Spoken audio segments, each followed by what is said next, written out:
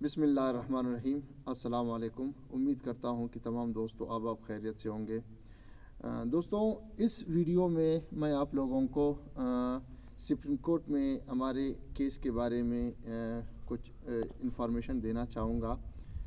سب سے پہلی بات یہ ہے کہ ہمارا جو کیس داخل ہوا، مجھے نہیں پتا تھا کہ اس سے پہلے ایس بی کے نے سپریم کورٹ میں کوئی کیس داخل کیا تھا۔ جیسے ہی ہمارا کیس داخل ہوا اسے نمبر لگ گیا۔ اس کے نمبر کے بعد چونکہ اس کیس سے متعلق پہلے سے ہی سپریم کورٹ میں کوئی کیس داخل تھا، تو اس وجہ سے یہ کیس میرے نام پہ درج نہ ہو سکا۔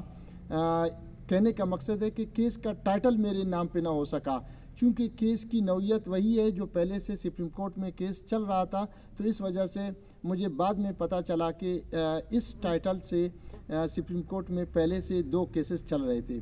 وہ 2 کیسز کی سی پی نمبر تھے 3810/2023 اور دوسرا تھا 3879/2023۔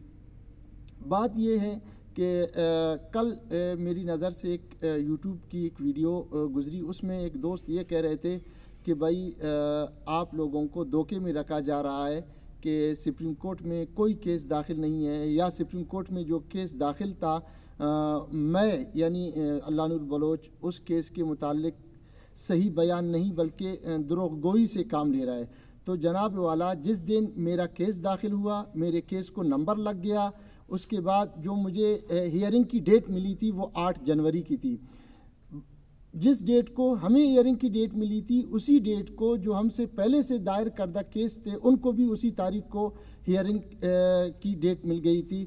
تو وہاں پہ جا کر جب ہم چلے گئے رجسٹر اس کے پاس، ریڈر کے پاس، تو ہمارے جو ایڈوکیٹ صاحب تھے تو اس نے ریڈر سے یہ درخواست کی، چونکہ اسی نوعیت کے 2 مختلف پہلے کیسز چل رہے ہیں اور ایک ہمارا کیس ہے، تو یہ ہو گئے 3 کیسز۔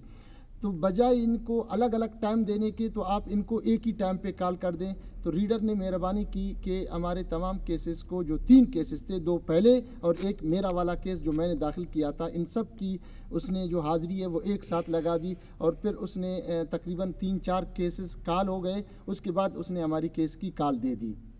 ہمارے کیس کی کال پر جو 2 پہلے پیشی تھے جن کے میں نے سی پی نمبر آپ کو آلریڈی بتا دیے ہیں، 3810 اور 3879، ان کے جو وکیل تھے، ایک تھا وقار علی خان اور دوسرا تھا انور مسعود صاحب۔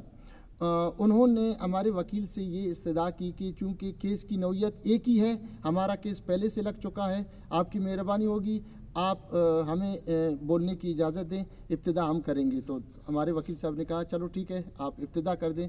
تو جیسی ہی کیس کی کال ہو گئی تو وکیل صاحب نے بولنا شروع کیا، تو جسٹس اعجاز الحسن صاحب سے بیرسٹر وقار علی خان اور انور مسعود نے الگ الگ درخواست دے دی۔ الگ الگ درخواست کیا تھے؟ جس طرح کہ وہ ہمارے یوٹیوبر دوست یہ کہہ رہے ہیں کہ بھائی ہمیں کیس کے بارے میں آگاہی نہیں دی گئی کہ بھائی ایک ڈسپوز آف ہو گیا، ایک ودڈرا ہو گیا ہے۔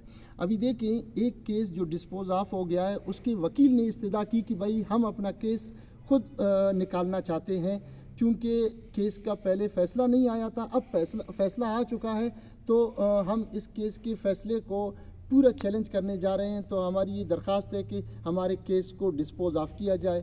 تو ڈسپوز کر دیا گیا، اور دوسرے بیرسٹر صاحب نے بھی درخواست دے دی کہ ہم اپنا کیس خود وڈرا کر رہے ہیں۔ تو یہ دونوں کیسز کی بات تھی۔ اب میں اپنے کیس کے بارے میں بتا دوں کہ آپ لوگوں کی اطلاع کے لیے میں یہ عرض کر دوں کہ میرا ایک کیس نہیں بلکہ 2 کیس ہیں۔ ایک کیس بالکل داخل ہو چکا ہے جس کی میں ابھی آپ کو بتا چکا ہوں کہ 8 تاریخ کو اس کی ہیئرنگ ہوئی تھی۔ میرا دوسرا کیس بھی الحمدللہ داخل ہو چکا ہے۔ تازہ ترین اطلاعات کے مطابق کل اسے فکسیشن برانچ کو بھیج دیا گیا ہے۔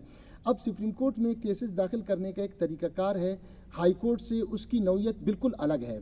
ہائی کورٹ میں اگر ہم کوئی کیس داخل کرتے ہیں تو فوراً اسی ٹائم اسے نمبر لگا دیا جاتا ہے، تمبنیل کے ذریعے سے اس کی رجسٹریشن ہو جاتی ہے۔ لیکن سپریم کورٹ میں اس طرح نہیں ہوتا۔ سپریم کورٹ میں آپ پہلے کیس کو تیار کرتے ہیں، کیس کو آپ جو ہے سبمٹ کرتے ہیں، اس کے اوپر جانچ پڑتال ہوتی ہے، دیکھتے ہیں کہ آیا جو ڈاکومنٹس اٹیچ ہیں وہ ویریفائی ہیں یا نہیں ہیں، ان میں آیا کوئی ایسا کاغذ یا کوئی ایسی ڈاکومنٹس جو اٹیسٹڈ نہیں ہے تو ان کو نکال دیا جاتا ہے۔ بار بار جس بندے نے کیس داخل کیا ہے اسے کال کیا جاتا ہے کہ بھائی آپ کی فلانا ڈاکومنٹس کمپلیٹ نہیں ہے، ان کو کمپلیٹ کر دیں. تو الحمدللہ میرا دوسرا کیس بھی داخل ہو چکا ہے. اسے کل فکسیشن برانچ میں بھیج دیا گیا ہے نمبر لگنے کے لیے. طریقہ کار یہ ہوتا ہے کہ جب آپ کیس داخل کرتے ہیں تو اس کی جو جانچ پڑتال ہے وہ مکمل ہونے کے بعد اسے فکسیشن برانچ بھیج دیا جاتا ہے نمبر لگنے کے لیے. جب اسے نمبر لگ جاتا ہے دوبارہ سب رجسٹرار کے پاس جب کیس آ جاتا ہے تو اس ٹائم اسے جو ہے پھر درخواست دینی پڑتی ہے ڈیٹ کے لیے. تو الحمدللہ کیس داخل ہو چکا ہے. دوست مطمئن رہیں، ایک نہیں بلکہ 2 کیسز ہیں ہمارے. ان 2 کیسز کے ساتھ ساتھ 2 اور کیسز ہیں جو ہم سے پہلے سپریم کورٹ میں چل رہے تھے، ان کی ریجیکٹ کر دیے ہیں ان کے بیرسٹر صاحبان نے خود، وہ بھی داخل ہو چکے ہیں. اطلاعات کے مطابق ان کو بھی کل نمبر لگ جائے گا. جیسے ہی انشاءاللہ انہیں نمبر لگ گیا تو پھر ہم جو ہے انشاءاللہ جلد ہیئرنگ کی درخواست دے دیں گے. اب چونکہ ایک معاملہ یہ آ رہا ہے، دوست بار بار مجھے فون کر کے پوچھ رہے ہیں کہ بھائی کل 15 تاریخ ہے، اب HEC کیا ایڈورٹائزمنٹ کرے گی یا نہیں کرے گی. تو سب سے پہلے میں آپ کو کلیئر کر دوں کہ کچھ دن پہلے حکومت کی طرف سے، حکومت بلوچستان کی طرف سے سردار بہادر خان وومن یونیورسٹی کو ایک مراسلہ بھیجا گیا تھا کہ بھائی آپ کے پاس جتنی بھی ڈیٹا ہے وہ ہمیں دے دیں. تو اس میسج کو دیکھ کر بہت سے لوگ گھبرا گئے. اس کی وجہ یہ ہے کہ ان لوگوں نے یہ سمجھا کہ بس ابھی جو ہے نا ہمارا کام ہو گیا ہے خراب، ابھی جو ہے ہر حال میں HEC جو ہے ایڈورٹائزمنٹ کر دے گا وغیرہ وغیرہ. بات یہ ہے کہ حکومت کو یہ کرنا کہ اس نے مراسلہ بھیج دیا، یہ حکومت کی مجبوری ہے. اس کی وجہ یہ ہے کہ عدالت کے جتنے باقی ہمارے جتنے بھی ادارے ہیں وہ عدالت کے ماتحت ہیں، عدالت کے حکم کے تابع ہیں. چونکہ عدالتی حکم ہے کہ 15 تاریخ تک یہ تمام کام مکمل ہونے چاہیے، تو حکومت جو ہے وہ عدالت کا تابع ہے. عدالت کے حکم کے مطابق اسے یہ کام جلد از جلد کرنے چاہیے تھے، تو اس نے یہ کر دیا، مراسلہ اس کو بھیج دیا. تو اس سے دوست بالکل بھی پریشان نہ ہوں. اچھا، دوسری بات یہ ہے کہ اگر اس بیچ HEC ایڈورٹائزمنٹ کر دے گا تو ہم کیا کریں؟ دیکھیں، آپ لوگوں نے پہلے انتظار کرنا ہوگا.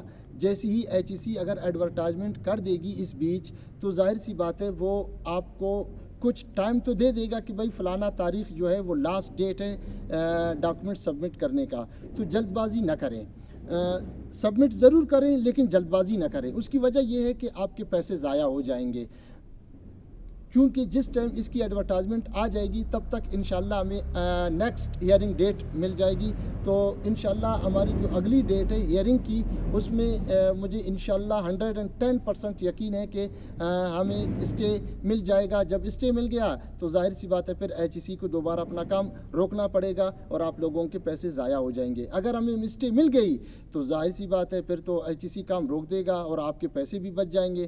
اگر آپ لوگ جلد بازی نہ کریں تو اگر آپ نے جلد بازی کی، آپ نے پیسے جمع کیے، ڈاکومنٹس اپنے سبمٹ کیے، تو آپ کے پیسے بھی ضائع ہو جائیں گے اور آپ مزید پریشان بھی ہوں گے اور HEC لامالام اپنا کام روک دے گا. اچھا، لاسٹ پوائنٹ جو میں آپ لوگوں کو یہ بتانے جا رہا ہوں کہ مجھے دوست بار بار یہ پوچھ رہے ہیں کہ بھائی آپ خود تو تیاری کر رہے ہو، ہمیں تیاری کرنے نہیں دے رہے ہو. اس ویڈیو میں اور اس سے پہلے والی ویڈیو میں بھی میں نے کہا تھا کہ بھائی میں کسی کو بھی یہ نہیں کہوں گا کہ تیاری نہ کرے، بلکہ میں تو آپ لوگوں کو یہ کہوں گا کہ بھائی ہر کوئی اپنے اپنے جتنے بھی ان کے سبجیکٹس ہیں جو ٹیسٹ سے متعلق ہیں، روزانہ کی بنیاد پر آپ انہیں 1 سے 2 گھنٹہ ٹائم ضرور دے دیں، تیاری کر لیں. آپ لوگ لائبریری چلے جائیں. ظاہر سی بات ہے ہمارے بہت سارے علاقے ایسے ہیں جہاں پہ لائبریری موجود نہیں ہے، تو جن علاقوں میں لائبریری ہے تو آپ لوگ لائبریری چلے جائیں. اگر آپ کے پاس لائبریری کی سہولت موجود نہیں ہے تو آپ لوگ اپنے گھر میں ایک ایسا کونا بنائیں کہ آپ اسے لائبریری ایریا قرار دیں اور وہیں پہ بیٹھ کر تیاری کر لیں. اس کا فائدہ یہ ہے کہ جب آپ اپنے گھر میں بیٹھ کر تیاری کریں گے، آپ کے چھوٹے بہن بھائی آپ کو دیکھ کر ان کے اندر بھی پڑھنے کی ایک شوق جذبہ جاگ اٹھے گا. آپ اپنے گھر والوں کے لیے، اپنے چھوٹے بہن بھائیوں کے لیے ایک رول ماڈل بنیں گے. تو تیاری بالکل کر لیں. میں اس چیز کی قطعاً خلاف نہیں ہوں، میں خود تیاری میں ہوں. یہ نہیں ہے کہ میں تیاری نہیں کر رہا ہوں اور آپ لوگوں کو کہہ رہا ہوں کہ آپ تیاری نہ کریں. بالکل میں تو ہمہ وقت تیاری میں ہوں. الحمدللہ میں ایک پرائیویٹ ٹیچر ہوں، اسکول میں پڑھاتا ہوں جو دوست ہمارے پرائیویٹ ٹیچنگ کر رہے ہیں ان کی تو تیاری ہو رہی ہے، لیکن ظاہر سی بات ہے تمام لوگ تو ٹیچنگ میں نہیں ہوں گے۔ جن دوستوں کی ٹیچنگ کی جاب نہیں ہے تو وہ بے شک تیاری کر لیں، اپنے اپنے سبجیکٹ جن کے جو فیوریٹ سبجیکٹس ہیں ان کو زیادہ ٹائم دیں۔ جیسے کہ میرا میتھ ہے تو میں میتھ کو زیادہ ٹائم دیتا ہوں، نہ صرف اپنے اسکول کے، میں دوسرے کلاسز کے، دوسرے اسکولوں کے بھی میتھ، پرائیویٹ اسکولوں کے، سرکاری اسکولوں کے میتھس کو بیٹھ کر پریکٹس کرتا ہوں اپنے شوق کے لیے۔ تو میں تمام دوستوں کو یہی جو ہے پیغام دوں گا کہ پڑھائی ہر وقت جاری کرتے رہیں، پڑھائی سے کبھی بھی دور نہ ہوں۔ پڑھائی ہی ہماری ہتھیار ہے، اس کے ذریعے ہی ہم اپنے قوم کی، اپنے ملک کی تقدیر بدل سکتے ہیں۔ شکریہ والسلام۔